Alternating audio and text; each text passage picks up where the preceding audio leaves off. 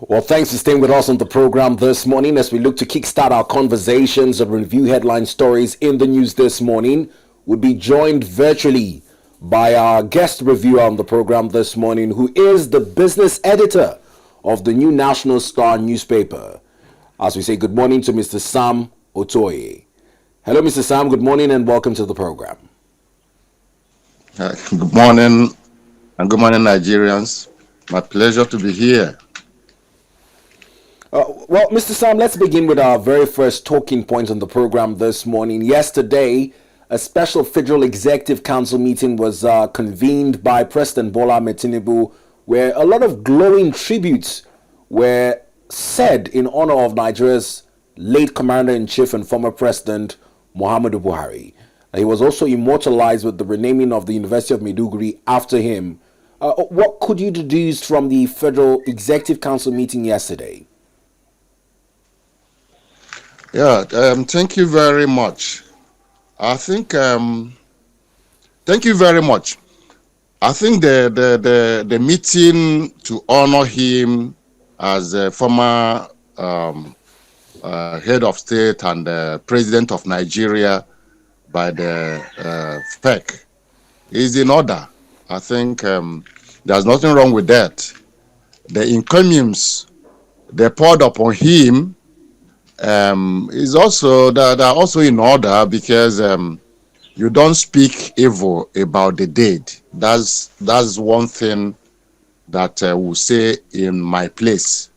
So immediately somebody dies, he dies with whatever that he did, and the judgment now is for God to handle.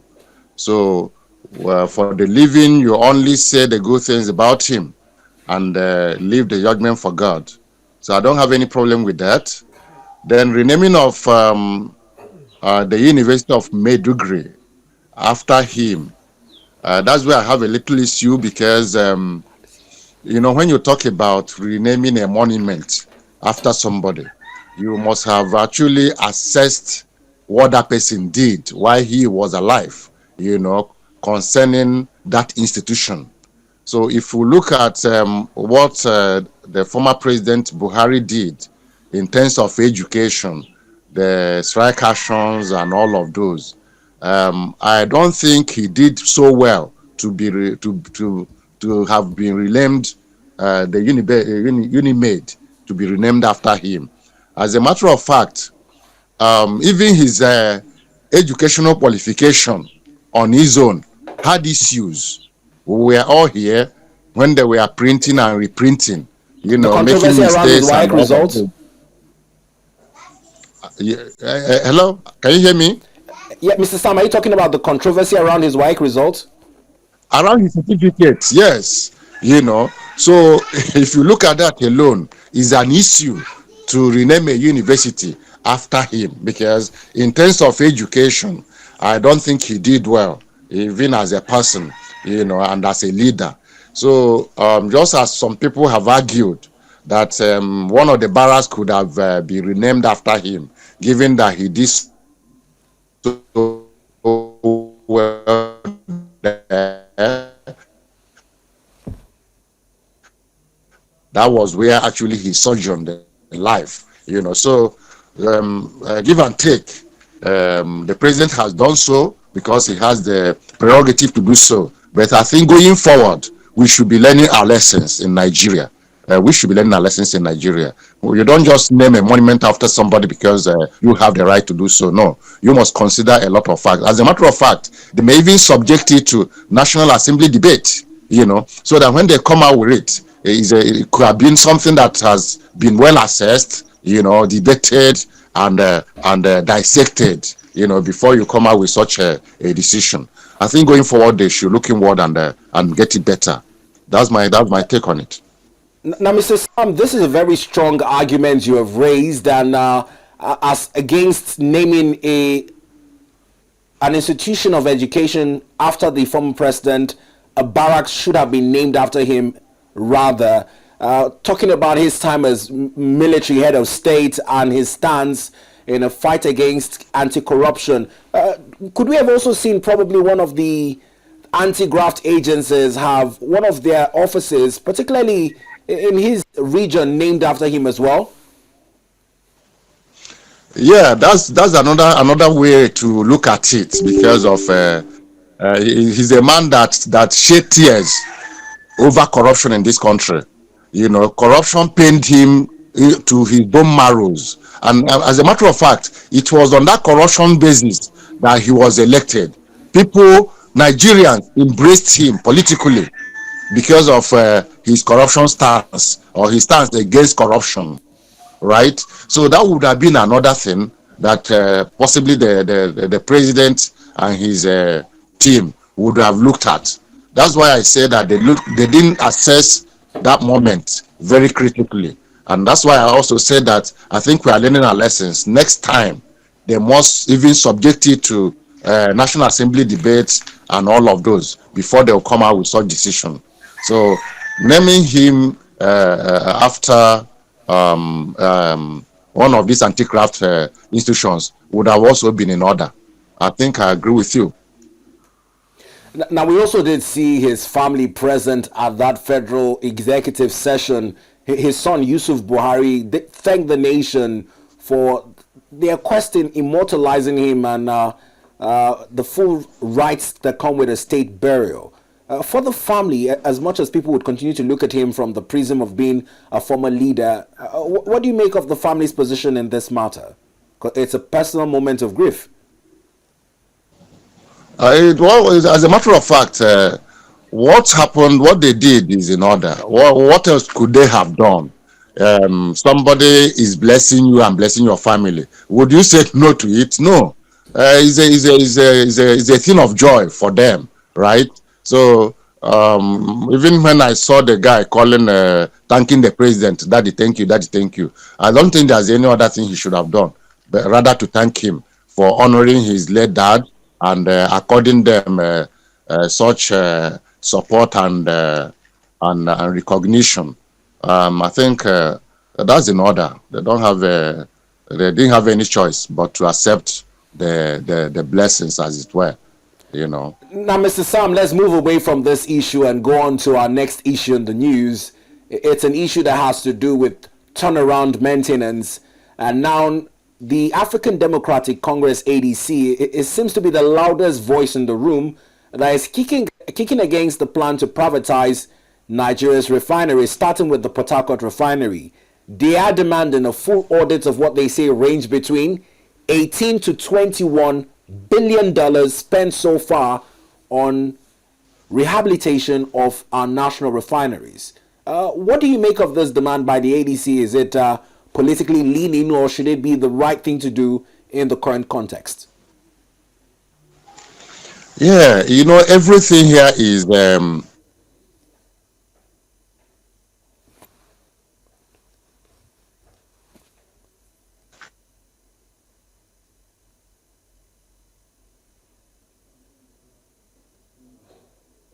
subjected and attributed to politics. But what they've said is they have been so voluminous that something has to be done to rest that matter. Years after years, leadership after leadership, NMPC has been an issue. The refinery is not working. Even during Obasanjo, this resuscitation of refineries didn't start today. But at the end of the day, nothing happens. So Nigerians have seen it as a scam. That was why when they started this last batch of the latest batch of resuscitation of the refineries, people were like, how many times are we going to try this? As a matter of fact, the Dangote was in talks with I think Musa Yar'Adua to buy over. No, Obasanjo. It was Musa Yar'Adua that scuttled it, right? To buy over those assets. And in this country, government does not run institutions well, particularly when they're commercial, because of a lot of leakages, a lot of corruption, and all of those. That's why private sector is the way to go in all of this. And that's why you saw in the recent years, PPP, public-private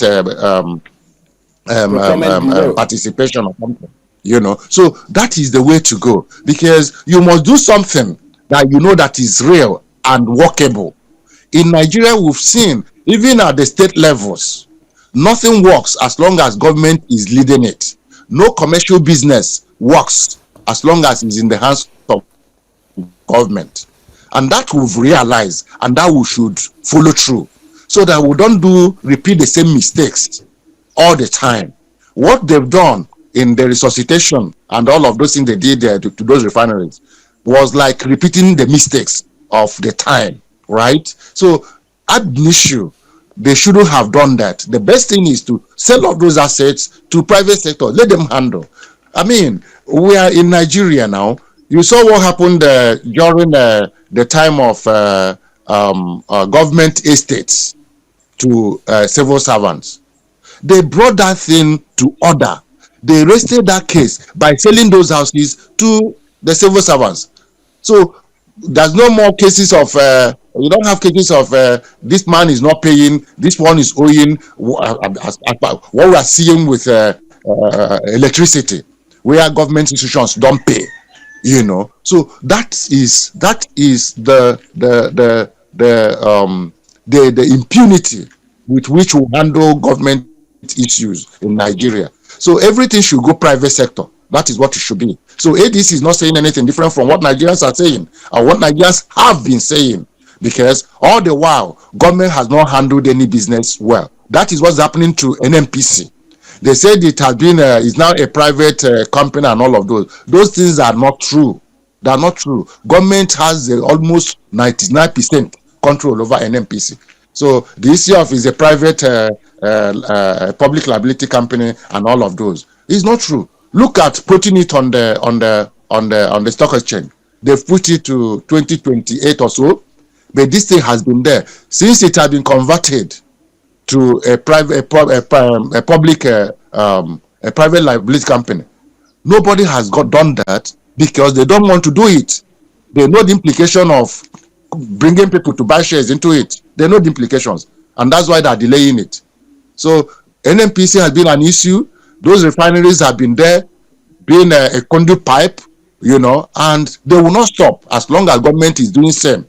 They will continue to repeat that mistakes. So ADC is right. It's not a political thing. Even outside ADC, Nigerians are talking about it and saying no to it. So this one, they should probe those monies. About 18 billion as much as a full audit and a probe of those monies are the right thing to do, what's the confidence that would see any end results from those probes? Thank you so much. I've been an apostle of implementation. Yeah, what you said is Nigeria. That's what happens here. Even if they probe, who are the people that are going to probe? You see what oversight functions at the National Assembly is causing? Last week, the clerk of the National Assembly came out and dragged all of them that are doing oversight, that are just going to collect money. So who are you bringing to audit the books of NMPC, audit the books of the revitalization of refineries? That is the problem. They will bring their people and bribe them, and that is what happens. So I agree with you. The truth about the matter is that even when they do the probe, nothing will come out of it. All the probes we've done in this country and all the monies we've realized, where are they? Can they account for them? Can they show us 1, 2, 3, 4 projects they've done with all those monies, including the ones recovered from Abacha's loot? So Nigeria is happening to all of us, and we must stand up and speak to those issues. And I think that is part of what we are doing, the media and all of those. So it's an issue, it's a big issue. Now, the Independent Petroleum Marketers Association, Port Harcourt Depot, and the Ijaw Youth Council have also lent their support for the bid to privatize Nigeria's refineries. From the angle of the marketers, do you see sincerity in their cause for this support? Yes, there's sincerity. What they're saying is in line with what every other person is saying. Privatize them. Let the private sector take over. You see, I'm a private sector person because I had the greater part of my years in on the job has been in the private sector. I was in the bank for 17 years. And I know how those places work. Policies work, everything is in line, everything is automated, to the extent that if you collect money to make a trip as an advanced payment, they will put you online. Within 7 days, if you don't pay it, it will drop into your account. You can understand the system that works. And when it drops into your account, it may throw your account in debit if you don't have money there, and it will start generating debit interest. That is how private sector works. So anybody that is clamoring for those refineries to be privatized, the person is perfectly in order.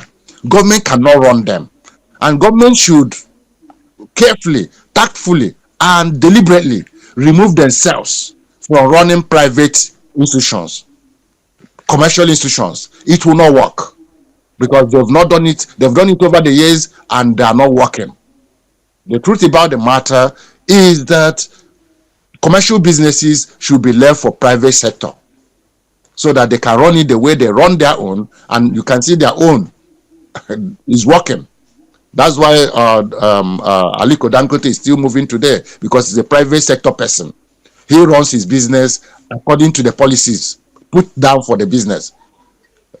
So now let Mr. them Sam, on the state of the refineries in itself, what's the assurance that this privatization will bring them to optimal performance? Because some of the excuses we've heard from the government is the fact that some of the equipments, they are obsolete and would take humongous amounts of money to upgrade to what is obtainable across the globe. Are you certain that privatizing it would not also give a long time in terms of what these private entities would need to do to get these refineries to optimal performance? Indeed, there's no issue. You know, privatization, immediately you do it, the only thing that will happen, because of those damages and those obsolete equipment and all those pipes and all of those, the pricing will be low. That is what the government will suffer.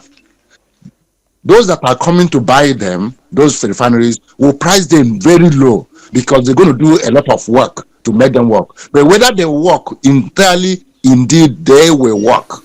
Because I'm talking from my experience as a private sector person, right? A businessman will not come and buy something that he knows that will not work. That means he's shooting himself in the leg. So he will not do that. So private sector coming in will work, because the first thing they will do is to assess,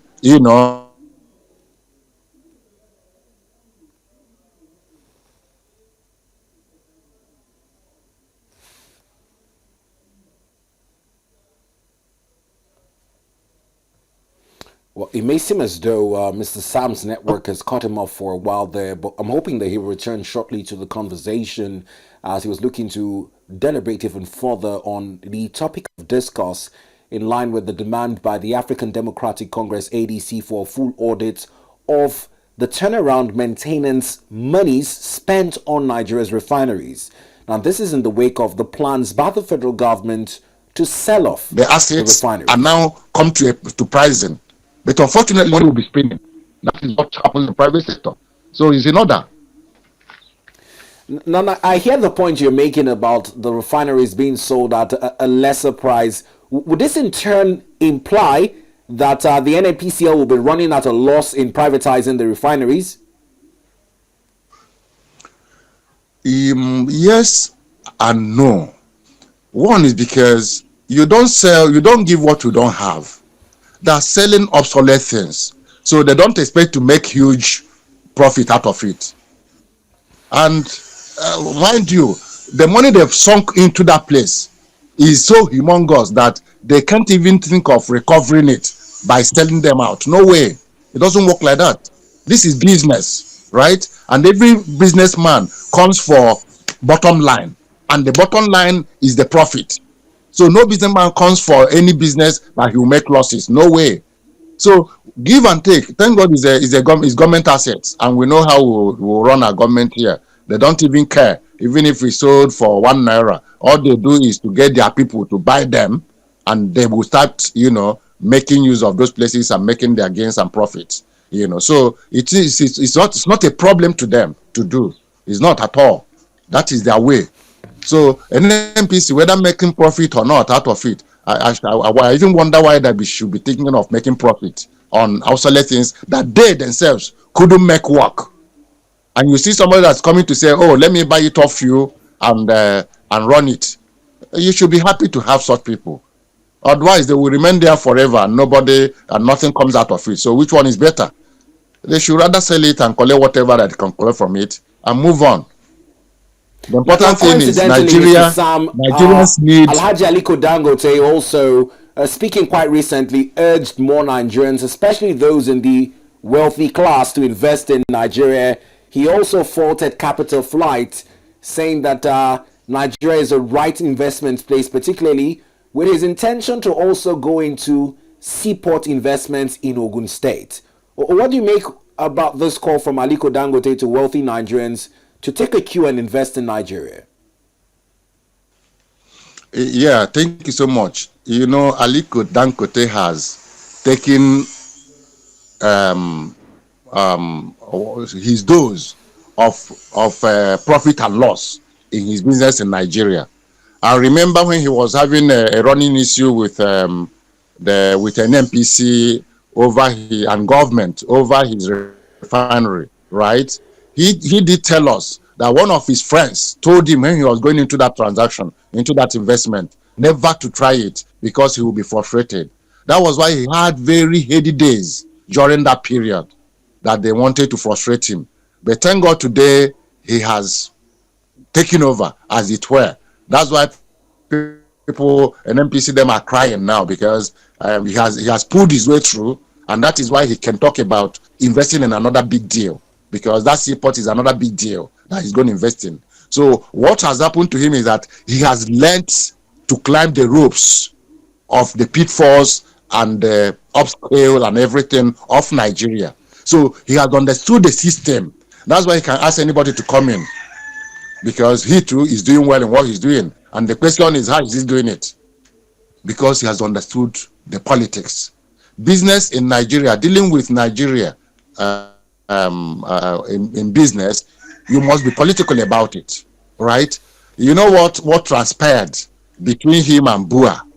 You know, Bua was almost coming to take over this government from him because of some political calculations during the election and before the elections. So now that he has learnt his lessons better, he's moving forward. And that's why you can see what he's doing. He wants to crash the petrol. He's talking about getting out CNG enabled buses, trucks to distribute fuel, reducing the price of fuel almost every other day, and all of those. Those are the politics they are in. So he will succeed, as a matter of fact. And if he's calling people to come and invest, he knows what he's talking about, because he is an insider, as it were today, you know, even in this government.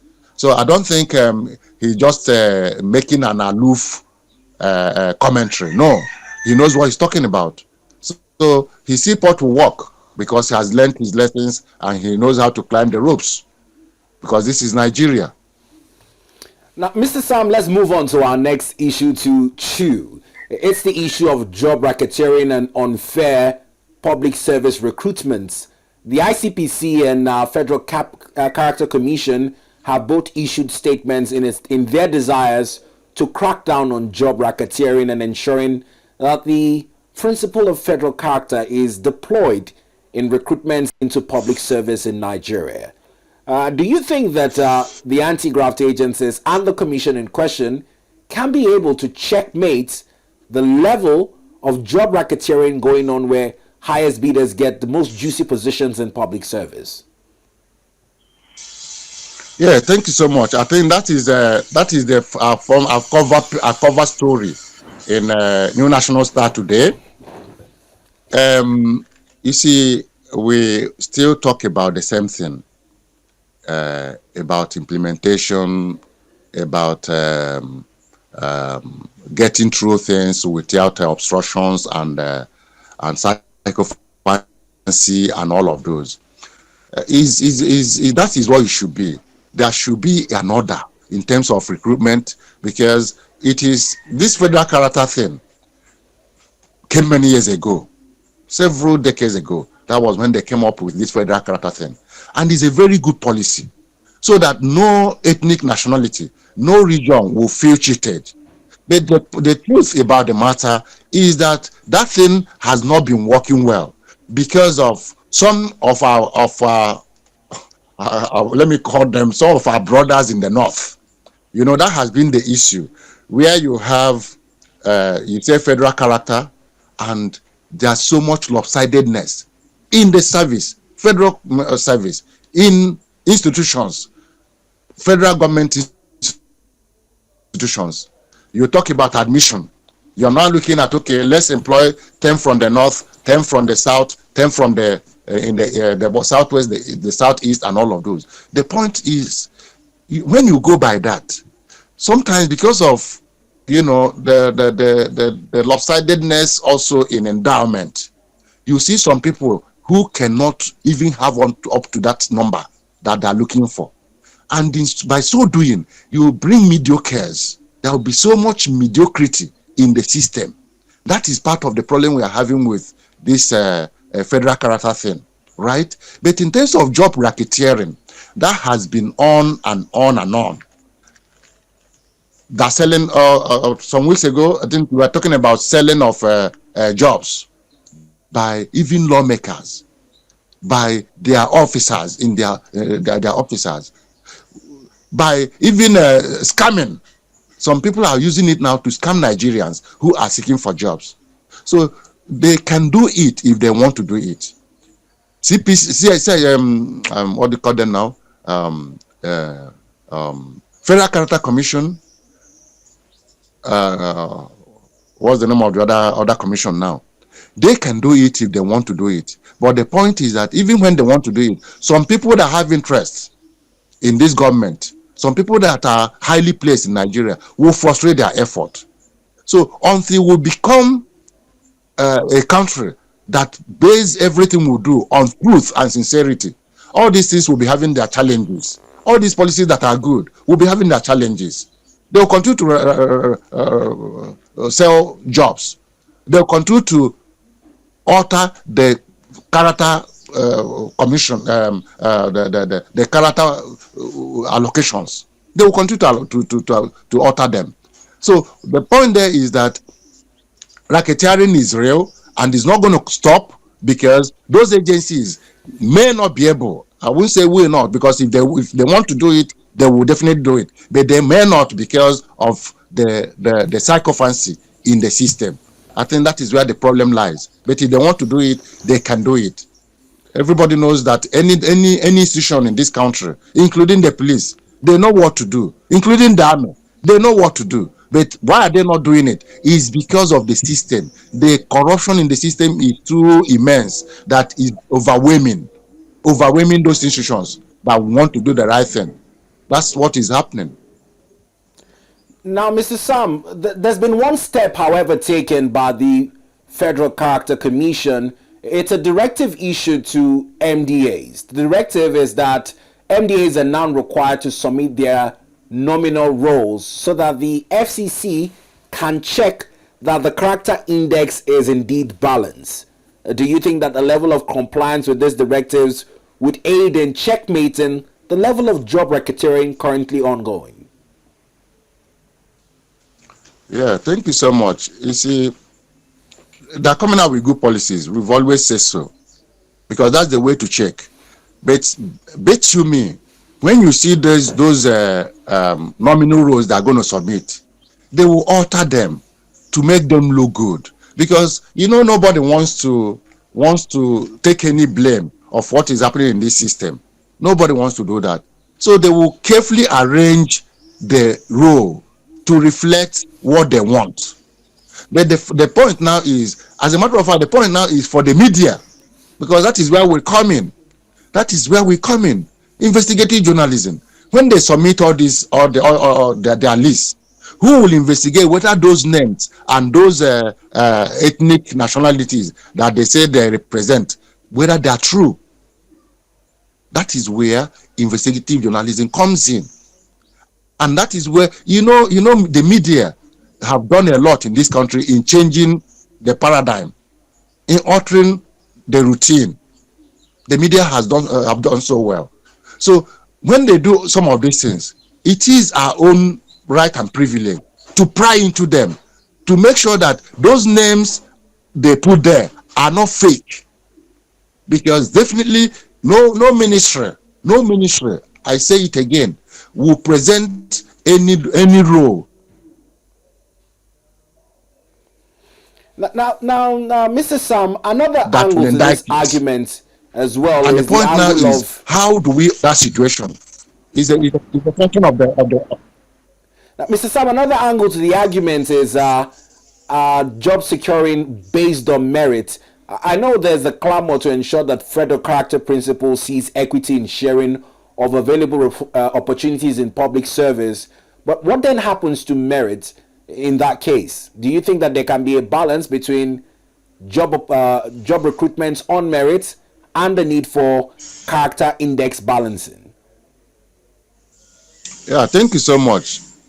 You see, I mentioned it as part of what I said earlier, that even when you have the character commission balance, how balanced is it? Because some sections of this country, even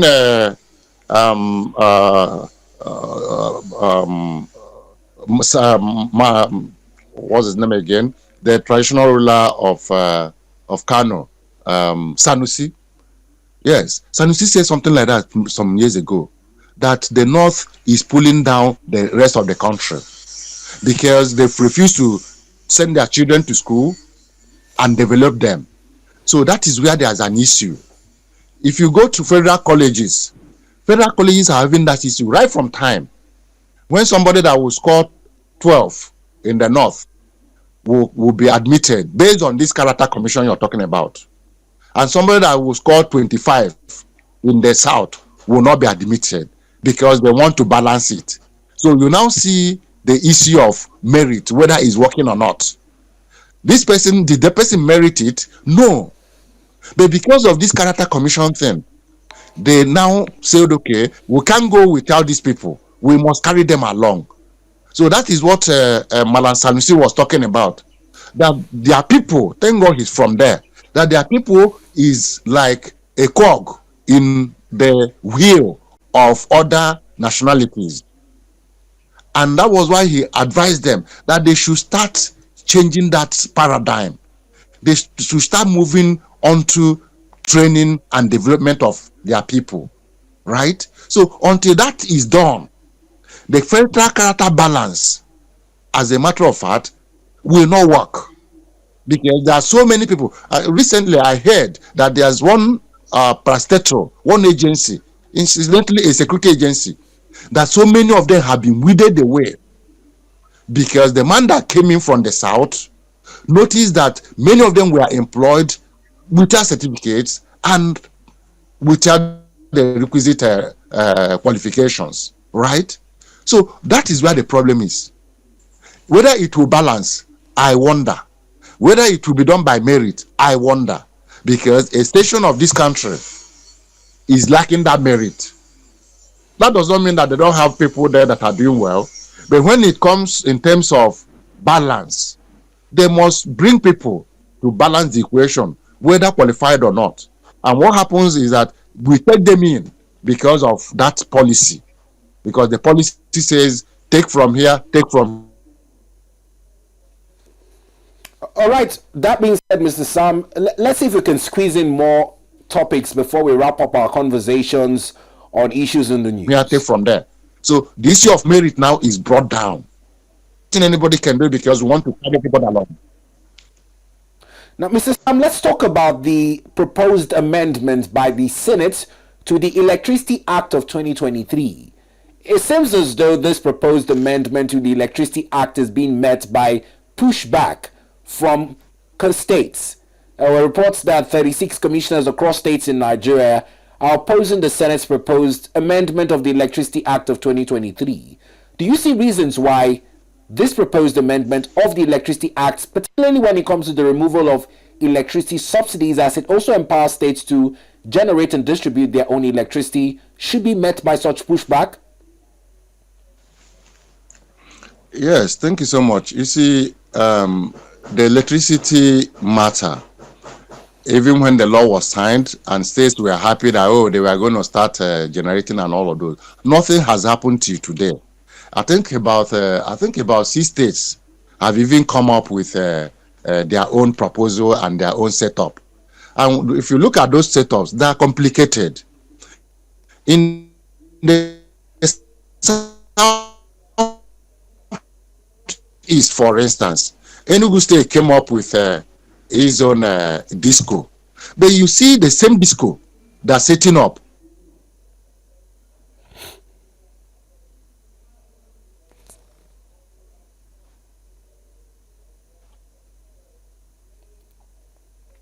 Once again, we do apologize for the quality of transmission in connecting with our guest analyst, Mr. Sam Otuoye, who is the business editor of the New National Star newspaper. And he was looking to make a point on our current topic. We're looking at the proposed amendment by the Senate to the Electricity Act of 2023. As much as states are supposed to be delighted by this move, there seems to be a supposed pushback. Let's attempt to reconnect to Mr. Sam to get his thoughts in that regard. Up to now, no state has generated. They're amazing with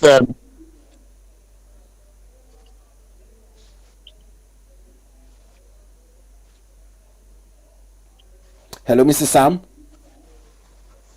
I didn't get you.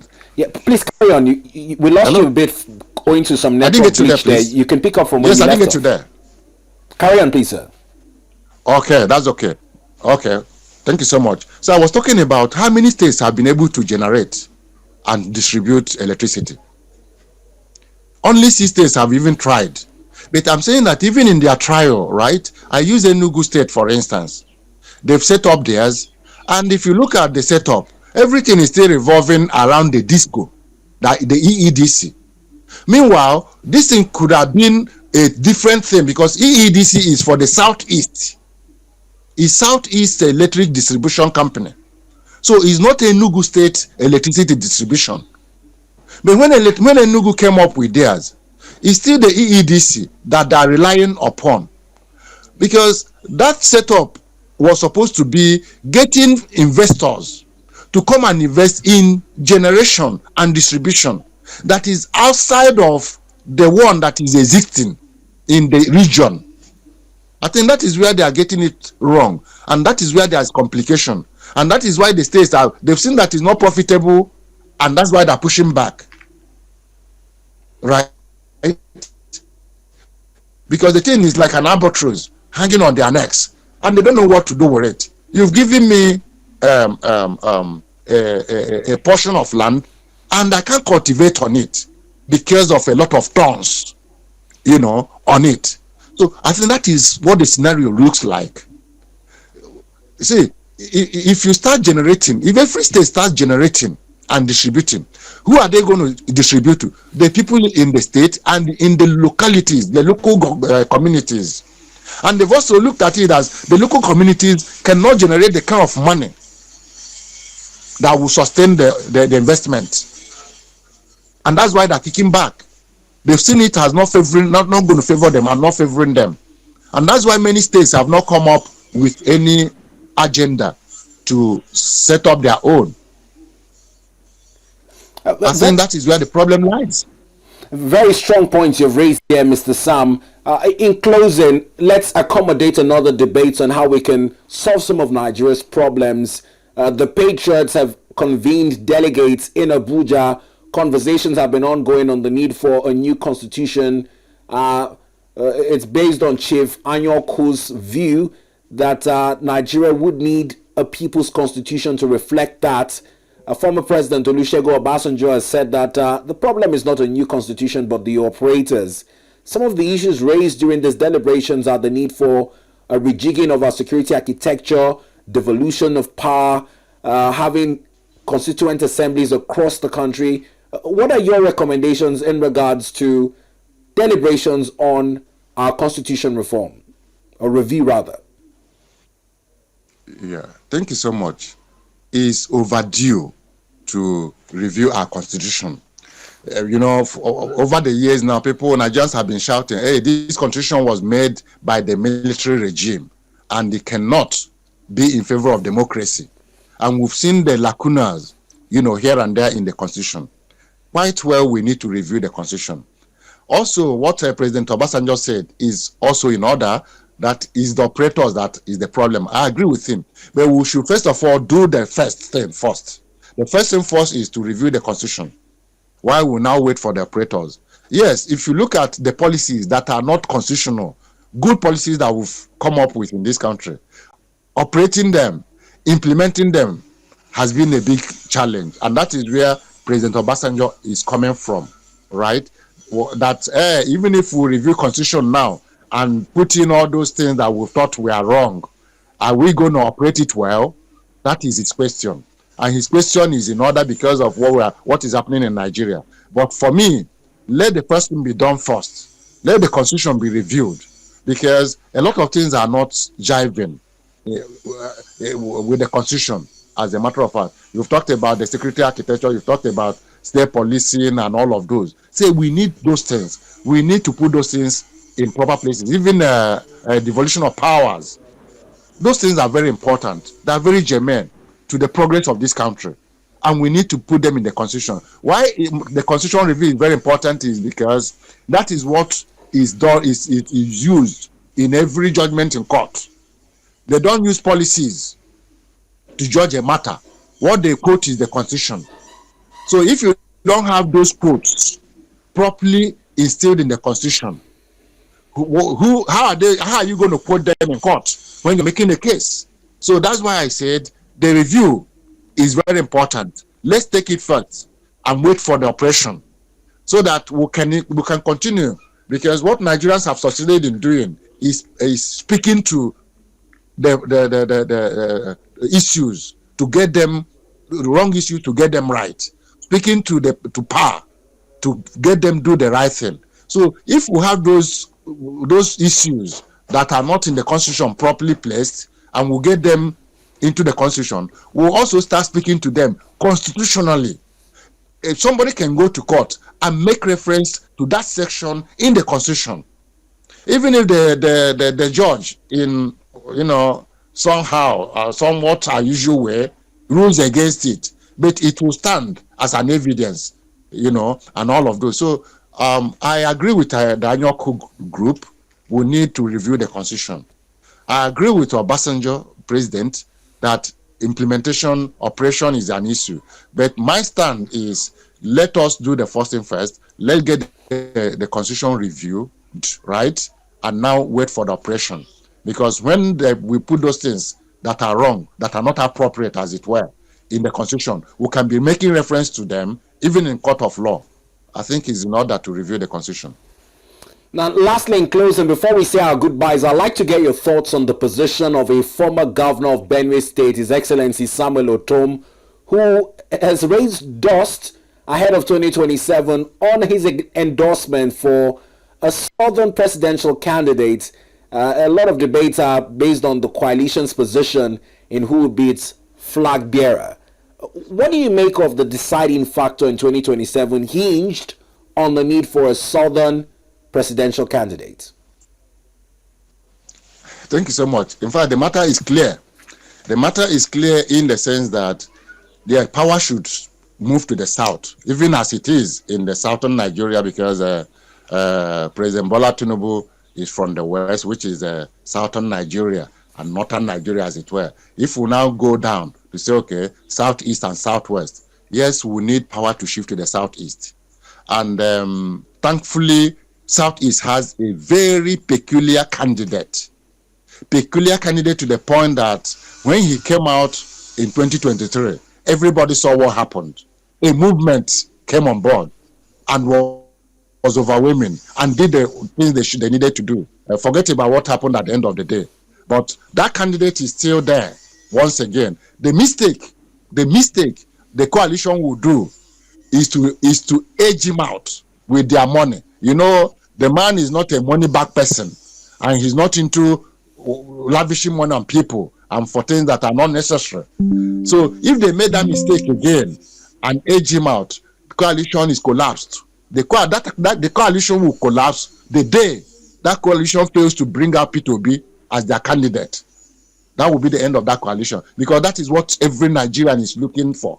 Every Nigerian, yes, you may say I'm overbloating it, yes, but Nigerians are looking up to P2B for him to come out from that coalition as the flag bearer, and they will be willing to do what they did in 2023.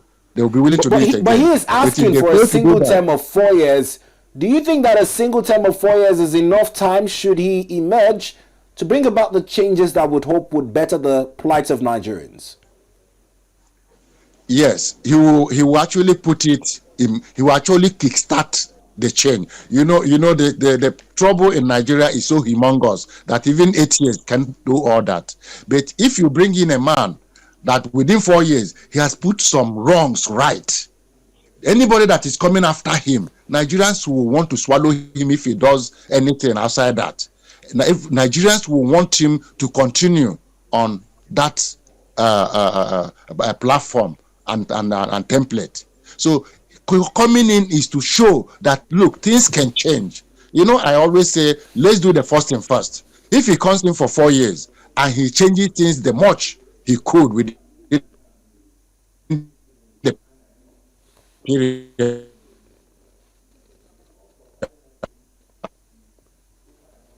right? He has made the mark, and every Nigerian will see, and the person that will come after him will have almost no option to follow suit. So I'm not bothered about the number of years he's going to stay, but what we should focus on now is the starting that is important, because there's something you will start. Everybody will know that, oh, look at where this man is heading to. If another man comes in, they will want to insist that he continues or continues with a trajectory, right? So I don't have any problem. That is not our focus for now. The important thing is, let that person that will right the wrongs of this country, let that person come in and kickstart it, and we'll take it off from there. All right, Nigerians then. are willing. Thank you very much, Mr. Sam Otuoye, for taking our time to deliberate on the issues in the news this morning with us. We appreciate you and wish you the best of the rest of your day. Thank you so much. I appreciate it. Have a nice day.